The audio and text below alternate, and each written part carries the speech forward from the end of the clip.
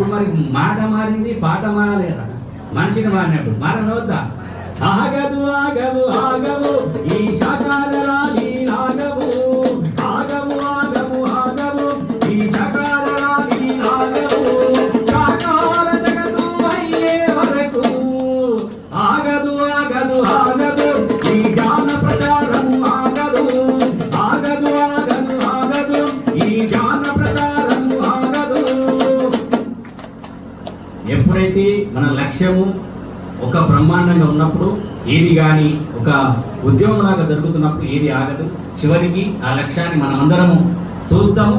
పత్రిసార్లు చూడకుండా ఆయన వదిలేసిందంటే మనం చూడడానికి, ఎందుకు ఆయన వదిలేసింటే మనం చూడడానికి ఆయన సంకల్పం పెట్టుకున్నాం, మన ఆయన కోసం కాదు. 300 జన్మల కర్మలు పోవాలంటే 300 జన్మల ఆ కర్మ తొలగిపోవాలంటే ఇంకా 300 జన్మలు తీసుకోవాలి. అంటే కర్మ అనుభవించాలి లేదా కర్మ దగ్ధం కావాలి, రెండే మార్గాలు. నువ్వు కర్మ అనుభవించాలంటే ఇంకా 300 జన్మలు ఎత్తాలి. అదే కర్మను నువ్వు దగ్ధం చేసుకోవాలంటే ఒకటే జన్మలు చేసుకోవచ్చు. అది ఎలా అంటే 300 జన్మలలో మనం ఏ పాపమైతే చేసినామో, ఏ మూగజీవులను చంపడానికి కారణమైనమో అది కర్మ అంటుకోవాలంటే నేను జీవహింస మహాపాపం అని రోడెక్కి చెప్పాలి. ఎన్ని శాకాహారాలు చేస్తే, ఎన్ని శాకాహారాల్లో పాల్గొంటే అన్ని గత జన్మల కర్మలన్నీ దగ్ధమైంది. కాబట్టి పద్రిసారు మనకు గొప్ప అవకాశం ఇచ్చిండు. స్వకార్యము తర్వాతనే స్వాకార్యం. మన కర్మలన్నీ అంటుకుంటాయి. ఎన్ని ర్యాలీలు చేస్తే అని 300కు 300 ర్యాలీలు చేయాలి. కాబట్టి కర్మలన్నీ అంటుకోవాలంటే ర్యాలీలు చేయాలి. పద్రిసారు మనల్ని ఉన్నతంగా ఎదగడానికి గొప్ప ప్రణాళికలు మనందరికీ తీసుకొని వచ్చిండు. కాబట్టి అందరికీ మరొకసారి హృదయపూర్వక ధన్యవాదాలు తెలియజేస్తూ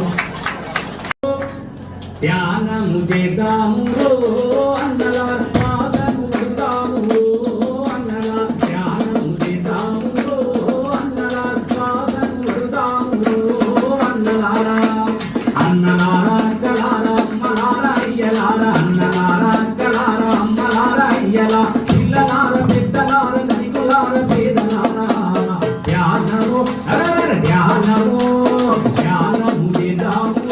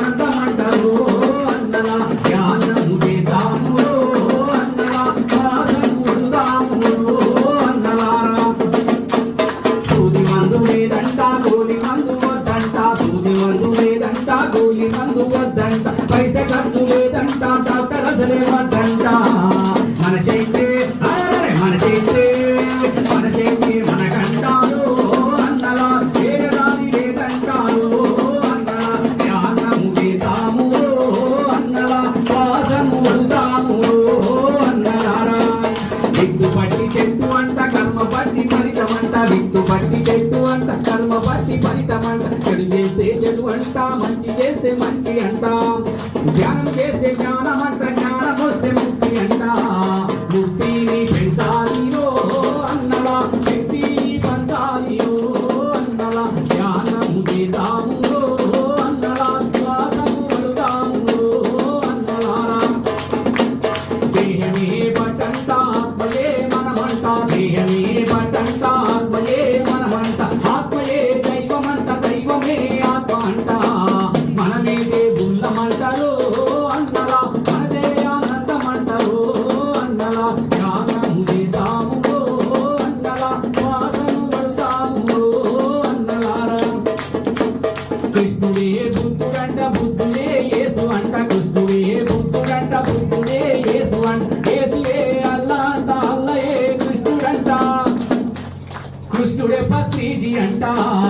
ధ్యానము చేద్దామురో అన్నలా శ్వాసను పడుతామురో అన్నలా ధ్యానము చేద్దామురో అన్నలా శ్వాసను పడుతామురో అన్నలారా.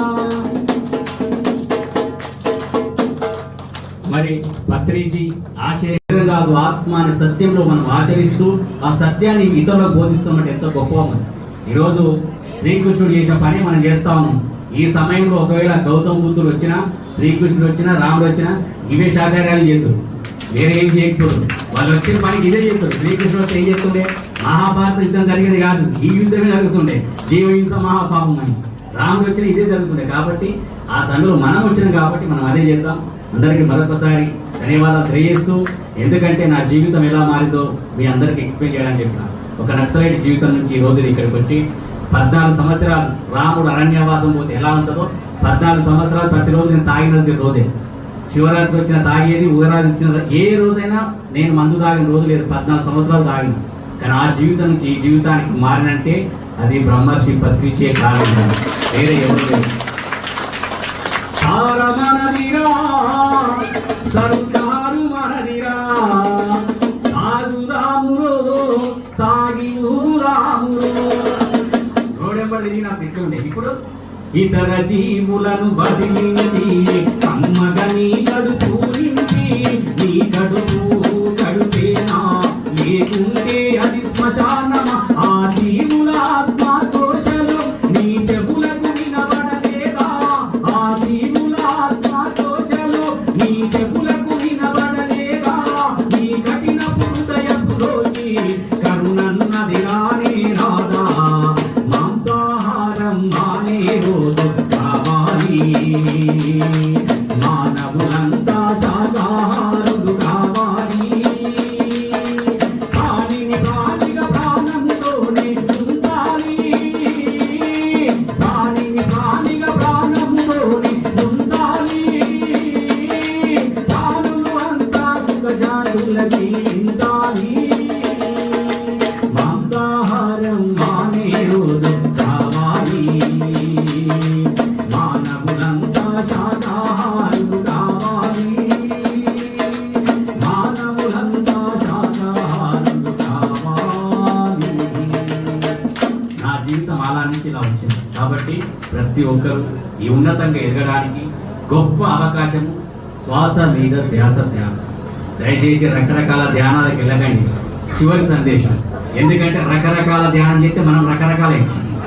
మరి రకరకాలు కావాలన్నా ఒక రకంగా ఉండాలంటే పత్రిసారి చెప్పిన శ్వాస మీద ధ్యాస ధ్యానం చేయాలి, వేరే మార్గం లేదు. కాబట్టి పత్రిసారి మరి గొప్ప గురువు మనకు, ఆయన రుణం తీర్చుకోవాలంటే ధ్యాన ప్రచారం చేయాలి. అందరికీ మరొకసారి ధన్యవాదాలు చెల్లిస్తూ ఈ అవకాశం కల్పించిన మీ ఇద్దరికి ధన్యవాదాలు సార్. రోడ్డు తిరగాలని అర్థమైంది, ఈ రోడ్డు మీద పడాలి అని నాకు అర్థమైనప్పుడు నేను ఒక మాట అనుకున్నా. అప్పటికి ఏంటంటే నా జీవితం అంతా తెగిన గాలిపటం లాగా తిరిగింది. నేను 2014 ధ్యానానికి వచ్చిన తర్వాత మంచిగా ప్రశాంతంగా ప్రొద్దున లేచి మంచిగా షాపు, ఇప్పుడు వర్కర్లు ఉంటారు, షాపు తీపిచ్చి మంచిగా పోయి పెరుగులా కూర్చుందండి. మంచిగా 2 గంటలు 3 గంటలు ధ్యానం చేసుకొని హ్యాపీగా ఉంటున్నా.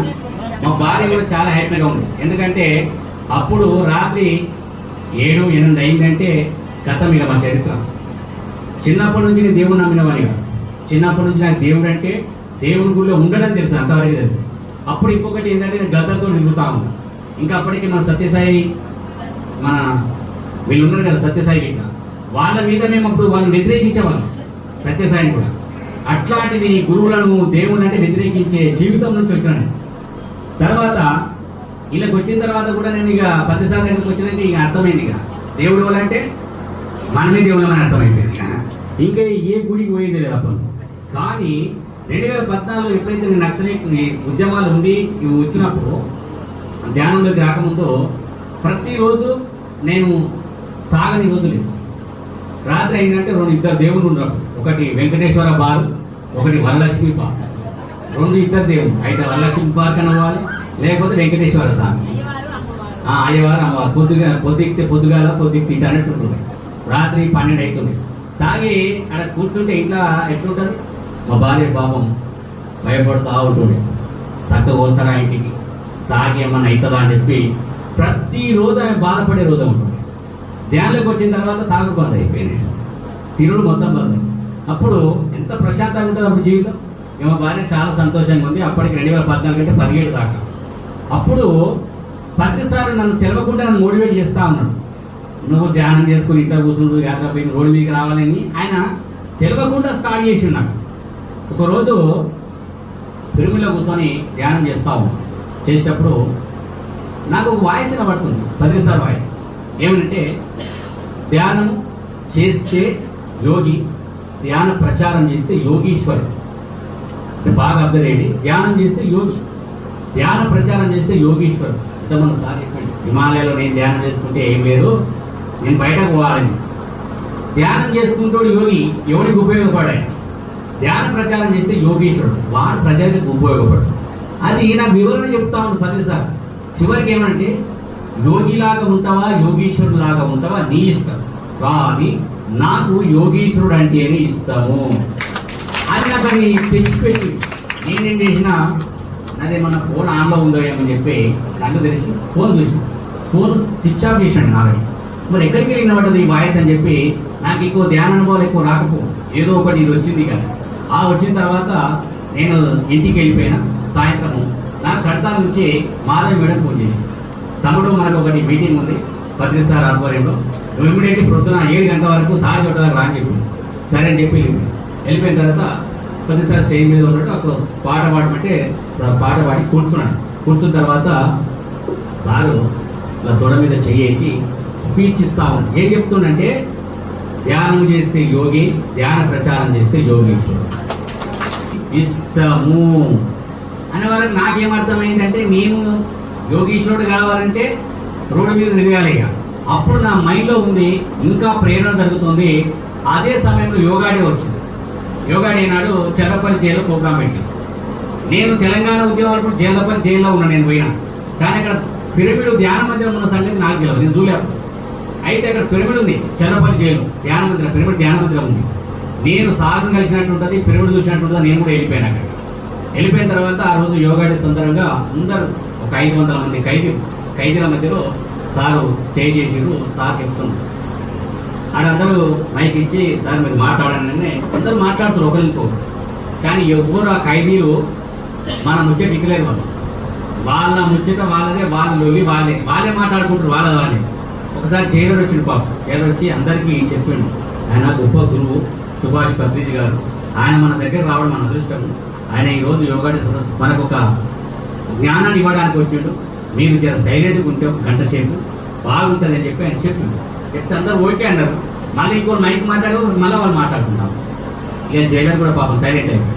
ప్రతిసారి అందరికీ తను మైక్ మాట్లాడమని చెప్పి అందరూ మాట్లాడి అయిపోయిన తర్వాత నేను అక్కడ లాస్ట్ చివరిలో కూర్చున్నా, ఖైదీలతో కూర్చున్న తర్వాత అప్పుడు ప్రతిసారి నేను పెట్టి ఇట్లా అనగానే నేను ఇక్కడ చూస్తే నిన్నే వచ్చిన తర్వాత మాట్లాడండి. నేను ఒకరొకరు ఎంతో సీనియర్ మాస్టర్ మాట్లాడితే ఎవడింటలేడు, మనం వచ్చేటి ఇట్లేదు, నేనే మాట్లాడాలి అనుకొని ఆ మైక్ తీసుకుని లోపల నేను ఎప్పుడైతే నక్సలైట్ ఉద్యమాల్లో పనిచేసినప్పుడు ప్రజలను చైతన్యం చేయడానికి పాటలు, నక్సలైట్ ఉద్యమాల పాటలు ఏంది, వాడిని తుపాకీ చేసుకుంటాడు తయారు చేద్దుండి, ఉత్తగుండోని లేచి వాడు కూడా తుపాకీ చేసుకుని నడువు అంటాడు తయారు చేద్దుండి.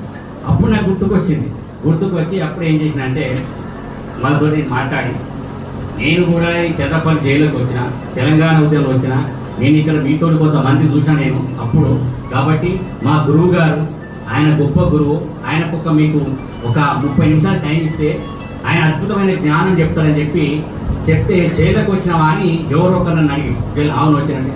జైలుకి వస్తే అప్పుడు ఏ పాడవాడు పాడున్నాడు అని నా ఓకే ఇది మంచిగా చెప్పినప్పుడు అప్పుడు ఏం చేసినంటే ఆ ఉద్యమంలో పాట పాడి, చెంచలగూడ జైలులో నా చంద్రమంగళారావు చంద్రమంగళారా, రేపటి తెలంగాణ ప్రజల ఆశయోధులారా, విద్యార్థి యువకులారా, వెన్నెలమ్మ ఎట్టుంటదో చూడని రానరాదు, సూర్యుడే చుట్టపోలే దూసిపోను రాబట్టి, పొద్దు పొడిసే పొద్దు కూటే రోజులేమో కలిసిపాయే, ములాకతూ ముచ్చటింటే ముఖమెంతో వెలిగిపాయే, చెంచలగూడ జైలులో నా చంద్రమంగళారా ఓ చంద్రమంగళారా.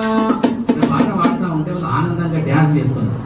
ఎందుకంటే ములాకతూ ముచ్చటింటే ముఖమెంతో వెలిగిపాయే అనగానే అందరి మైండ్ ఆగిపోయింది. ఎందుకంటే ములాఖత్ అనే పదము ఆ జైల్లో ఉన్న ఖైదీలకు తప్ప వేరే వాళ్ళకి తెలియదు. మామూలు ములాఖత్ అంటే ఏంటంటే వాళ్ళు జైల్లో ఉన్న కలవడానికి పోవాలంటే ములాఖాత్ అనేది కొడుతారు.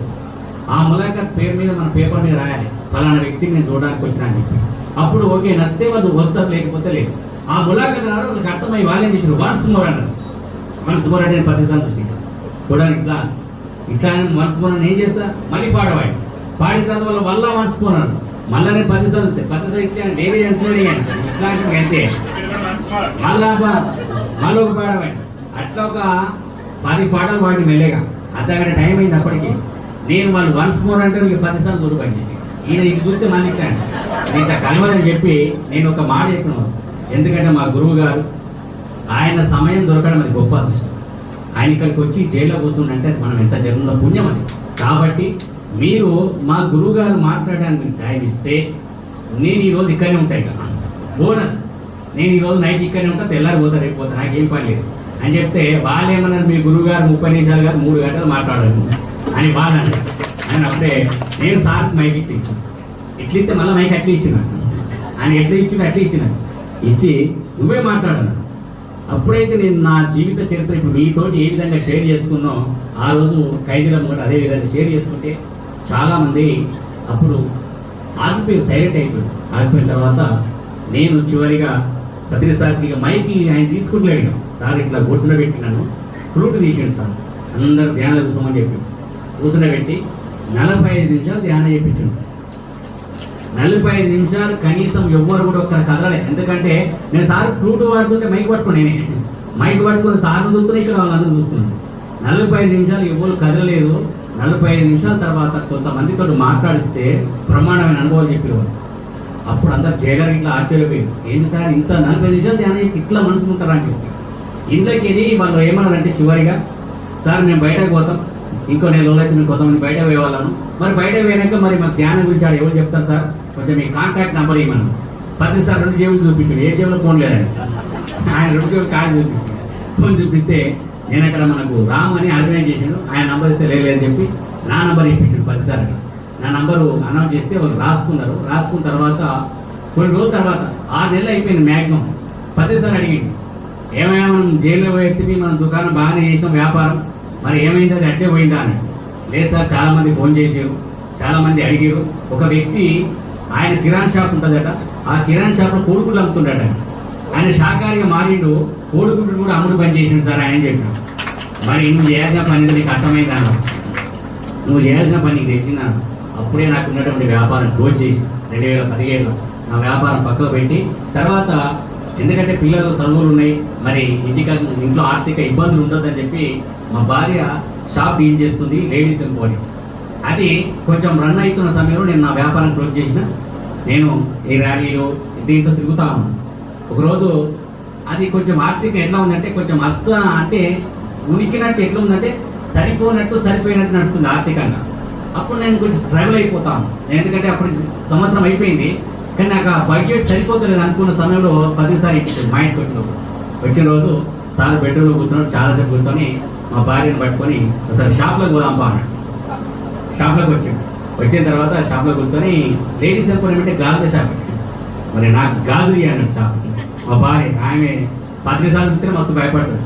ఆమె గాజులు ఏమిటి ఇంకింత శంకర్ ఎగురు పెట్టింది.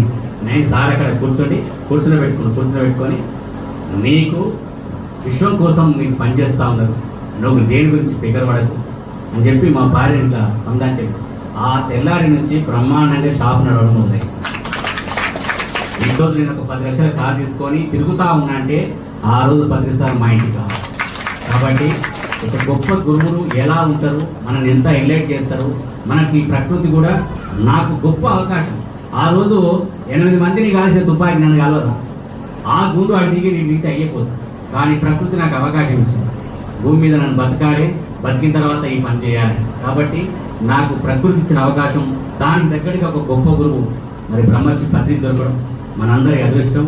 మరొకసారి ఒక పాట పాడి క్లోజ్ చేస్తాయి, మళ్ళీ టైం లేదు. ఇంకా దైవము నీవే దారిన నడువు, దైవము నీవే దారి తప్పితే ఆ దయ్యము నీవే, దాచిన దాగని సత్యమిది ధర్మం శరణం గచ్చామి. జీవ జీవారారా ధ్యానము చేయరా, ధ్యానము చేసితే దైవము నీవెరా. జీవారారా ధ్యానము చేయరా, ధ్యానము చేసితే దైవము నీవెరా. ఎన్ని నదులలో ముక్కు మూసుకొని మునకలు వేసినను ముక్తి రాదురా. ఎన్ని నదులలో ముక్కు మూసుకొని మునకలు వేసినను ముక్తి రాదురా. గుళ్ళు గోపురములు రాదు రప్పలను సందర్శించినను సత్యము తెలియదురా. గుళ్ళు గోపురములు రాదు రప్పలను సందర్శించినను సత్యము తెలియదురా. చెట్టు పుట్టలలో చెంచి దర్గలలో తరచి చూసినను తత్వము తెలియదురా. జీవారారా ధ్యానం చేయరా, ధ్యానం చేసితే దైవము నీవెరా. ఎంత మధురమో అంశాయానమో అనుభవించితే నీకే తెలియను. ఎంత మధురమో అంశాయానమో అనుభవించితే నీకే తెలియను. ఎంత సౌఖ్యమో ఏమానందమో, ఎంత సౌఖ్యమో ఏమానందమో, ధ్యాన జీవితమే అవును అనంతము. జీవారారా ధ్యానం చేయరా, ధ్యానం చేసితే దైవము నీవెరా. జీవారారా ధ్యానం చేయరా, ధ్యానము చేసితే దైవము నీవెరా. ఎంత గొప్ప టైటిల్. పత్రిక మొత్తము భగవద్గీతలో ఉంటుంది. అలాంటి భగవద్గీత బోధించిన భగవంతుడు మన పత్రేజీ. అలాంటి యోగి ఏమన్నా చెప్తూ చెప్పినట్టు గొప్ప యోగి మన పత్రేజీ. ఇంతకంటే గొప్ప గురువు ఏం కావాలి? మరి మన అందరి జీవితాల్లో పండు వెనలేను సార్, పట్ట వాటిని ఎప్పుడు పండుగలు. జీవితం అంతా పున్నమే, జీవితం అంతా పండుగలు. ఓకే, మరొకసారి మీ అందరికి ధన్యవాదాలు చేస్తూ థ్యాంక్ యూ.